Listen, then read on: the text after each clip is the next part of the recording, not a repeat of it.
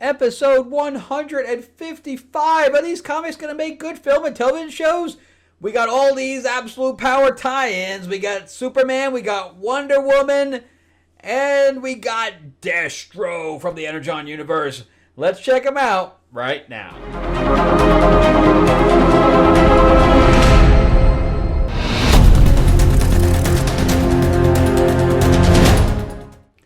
Welcome back to the channel, everyone. Thank you so much for spending time with me as we rant about movies, comic books, and television shows, as well as the occasional board game.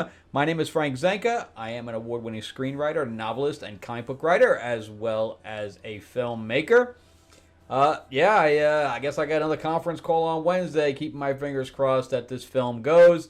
And then I have another meeting next week to see if I can get a couple other things off the ground.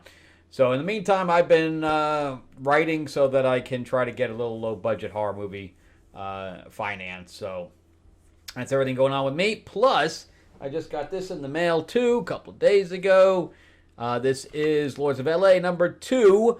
This is going to go out to my donors. And this is my vampire mob set in 1950s Hollywood. And, it's pretty cool stuff.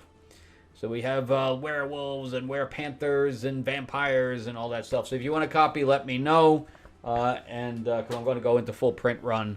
I'm going to start printing some tomorrow, actually, because I just got the couple of fixes done. Plus, on October 1st, we're going to be launching Mythlord's Classic Monsters card game, where you can play as your favorite classic monster.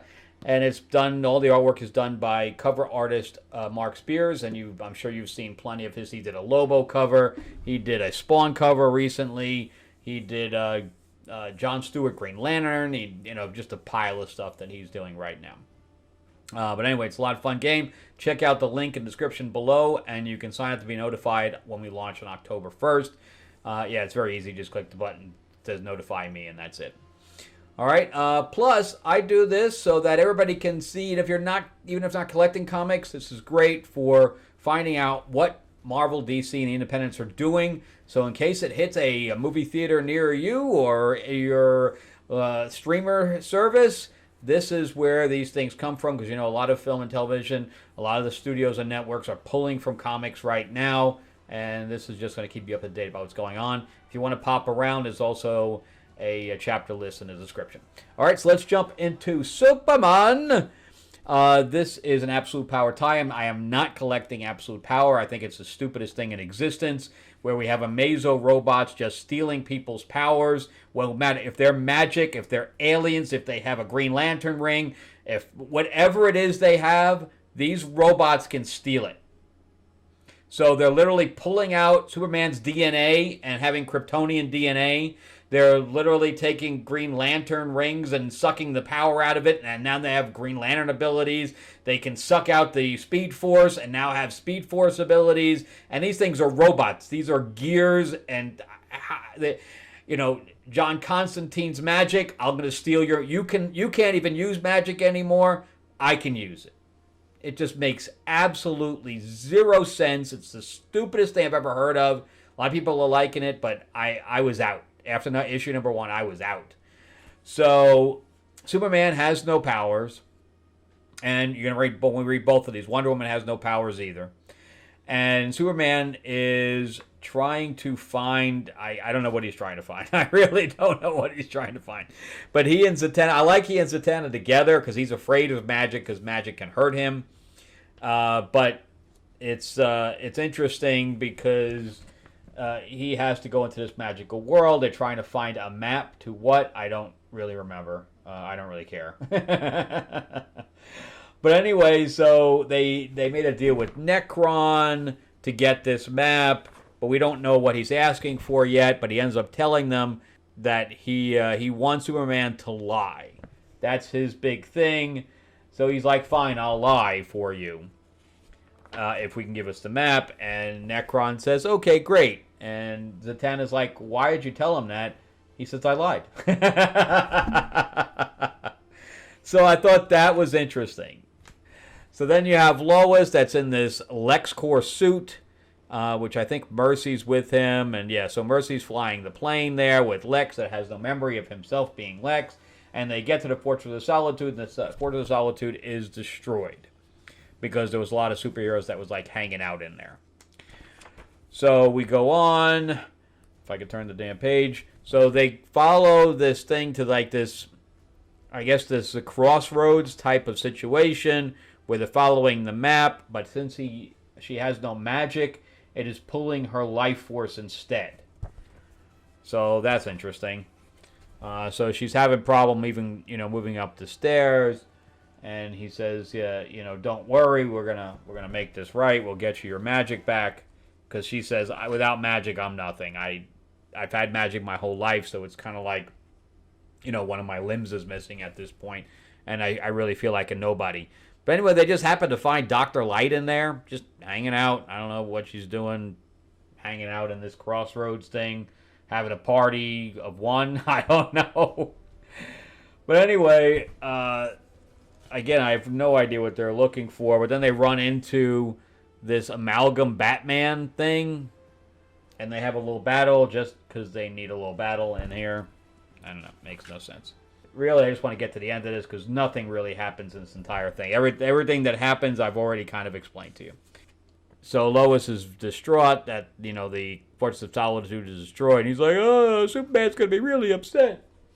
But the whole reason they're there, we'll find out in a second, because it's totally something that is coincidental. They just happened to come out of the crossroads right to the Fortress of Solitude, which is kind of how they started. But I guess that the map's going to connect to Wonder Woman. That's what it is. It connects to Wonder Woman, which we'll see in a second. But anyway, they're reunited, and they feel so good. But then Doomsday is not breaking out of something. Whatever. Trash. It's only trash because I'm not collecting the whole absolute power thing. It makes the only thing that made that maybe you kept reading was the interaction between Zatanna and Superman. Otherwise, it meant nothing to me. So is this going to make a good film and television show? No. This is one and done. All right, so let's walk into Wonder Woman. Again, she has no powers. Her and Damian, which again is the driving force of the last two issues. Damian and her actually feed off each other pretty well, I think, because he's so haughty and she tries to make him a little bit more likable, I guess. Humble. She's trying to make him humble, which is very interesting. But anyway, they find out from questioning Boomerang last issue that all the superheroes are being held at Gamora Island. So they go there, and that's the whole thing that connects with Superman, is that they're going to, using the crossroads, they're going to get these guys out. But anyway, she hooks up with Steve, so Steve is over there with her and Damian in Gamora. And apparently they've been separated for a while, so she can't keep her hands off him at all, so they're like kissing throughout this entire thing. Their lives are in danger. She has no powers, but apparently that's an aphrodisiac for her, so she's like completely hot this entire issue, and Damien's like, ooh, come on, get a room. And I don't blame him, really, because they're supposed to be battling. So they find this thing, they're like, okay, we can jump on top of the thing to get in there, maybe our combined weight will break through the ceiling. No, not really. Not really. Three people falling onto an armored roof is not going to break it. And again, see, she's kissing him continuously. But one person is going to play the patsy where he's the decoy. The other people are going to let the people out. The other people have to, one person has to confront the guards. Which is going to be interesting because, again, they have no powers. But they fall down, and miraculously they fall through the ceiling. I call bullshit. I call bullshit. So they're like, the guard's like, look, I can't unlock the doors from here. That has to be done locally. Oh, yeah. Let me show you this, too. Another problem with editors in this world. So Wonder Woman has no sword. I've gone through every single page in the beginning. She has no sword on her back. whether it's, through the side. I'll even go back one more page so you can see that she has no sword. Right? See? She has no sword on her back. See? No sword. Even on the first page. Oh, she has it on the first page, but that's it. Yeah, she has it on the first page, but nowhere else. So when she falls, the sword miraculously appears. I don't know why the artist just forgot to draw the sword in all the other pages. But anyway, they knock the guy out, and then she has the sword back. And Damien is going to be the decoy, I guess, and Wonder Woman is going to confront the guards with no powers, and Trevor is going to hit the buttons to open up the cages. So they're like, Wonder Woman is just really a girl with a sword, and that is an amazing picture right there. I absolutely adore that picture. The face is great. The pose is great. I wish it was a little bit further back so we could see at least part of her body, but I love it. That's the one thing that I loved in this comic. But anyway, I like this scene too. So they fire at her, and she still blocks the bullets. Of course, the armor is, thicker. Of course, they fire at exactly the same place. But it breaks her arm doing it. So she breaks her forearm from the bullets, which I thought was really interesting. And, she's like, how long do I have to keep up this charade? So then I guess he let somebody out, and it's Detective Chimp. So they attack the guards. And we have Cassie Sandsmark, Wonder Girl. I don't know if she has her powers. She would have broke her hand on that without. I would assume that she has no powers.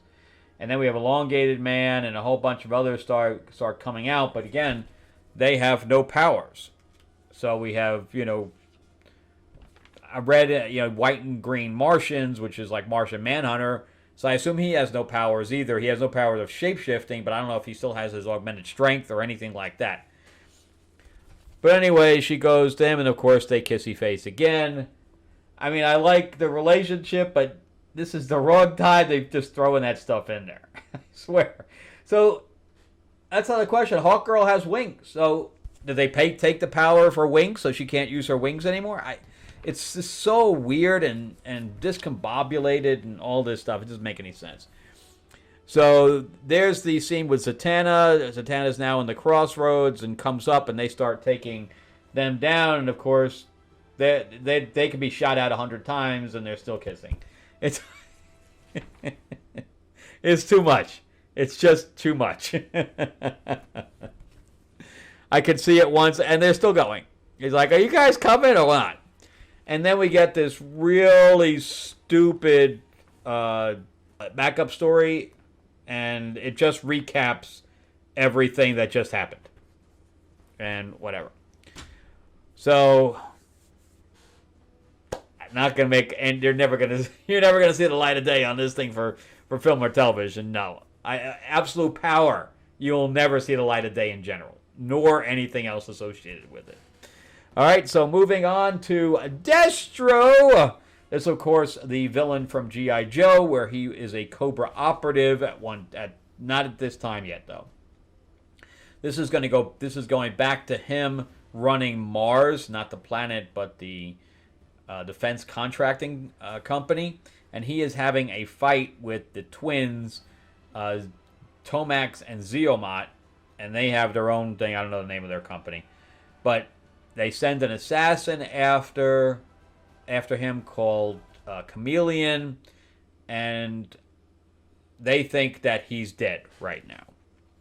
So he's like, well, why don't you're running for office. This is the cousin to Destro, who actually owns Mars. So he says it's not going to be a good look for somebody running for office owning a defense contracting system. Why don't you just sell it to us? We're gonna give you something with a whole lot of zeros. Don't break your eyes looking at the check where it's so many zeros. And he's like, well, what do I have that's worth this much? And they said the bats, which is these robotic soldiers. And he says, yeah, we'll set up a thing, but you're not gonna like it. So they destroy everything. They're like, oh, yeah, we like that. It's destroying everything. But then they turn their guns on one another and they destroy each other, and they realize that they can't tell friend from foe. So they're still working on it, and they're like, oh, maybe it's not worth as much as we thought. Then we get the scene with Destro, who's just blah, blah, blah, reading stuff, blah, blah, blah, blah, blah, blah, blah, blah, blah, blah. That's all this is. There's nothing to this at all. It's really just a waste of pages. And all it says is that Destro got a favor from the U.S. government, and General Flagg was the one that did it, and they're questioning their life choices. Then we get into this woman here, who I guess is having some kind of a party, and Destro's like, I'm here, and she's like, oh, okay. And we end up finding out this is actually the assassin, and chained to it without the wig or without a disguise. So she tries the bolt, and he calls up his partner and says she's running. So sure enough,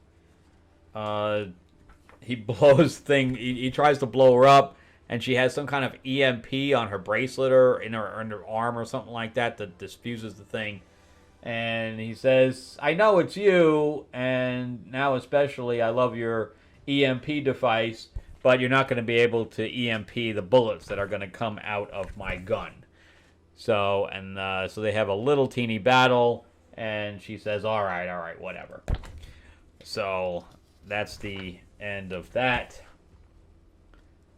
And they just have the big talking thing. It's talk, with really nothing going on. And she says, I wasn't the one that attacked you to begin with, or your auction or whatever else.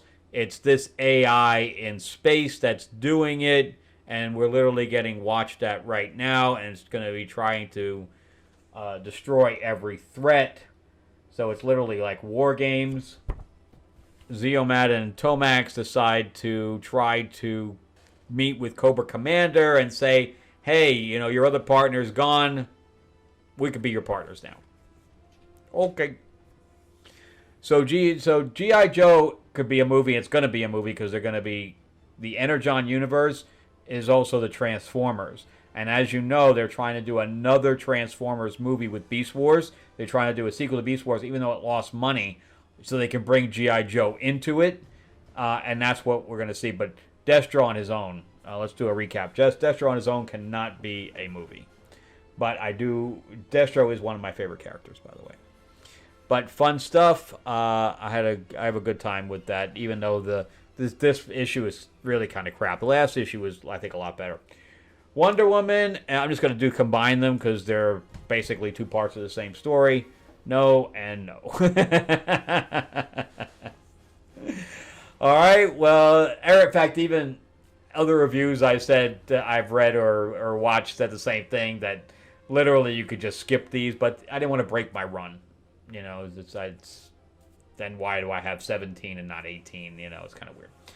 All right, so I'm buying them just to buy them. All right, well, thank you so much for watching all the way through. I greatly appreciate it. Remember to give me that like, give me that subscribe if you can, ring that bell, ding, ding. And if you can, comment. Let me know what you guys are getting. I'm finally getting some comments, and thank you guys so much for doing that. It does help the algorithm out. Even if you call me names, it helps the algorithm out. That's why when people, call me names on that, I'm like, yes.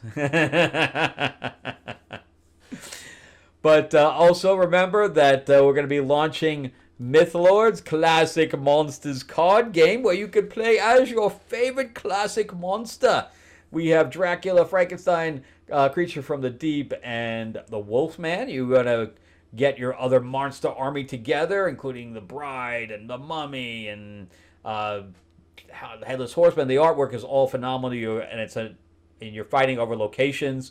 So you got the Mummy's Tomb, the Ghost Ship, among others. Lots of fun. We also have a Dark Oz expansion.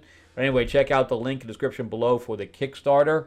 And we have, it comes with STLs for the figures as well. So you're getting Dracula, Frankenstein. You get all the main four for free. All right, again, check that out in the link below. And I will see you guys on the next episode. Thank you guys so much for watching. and have a great week.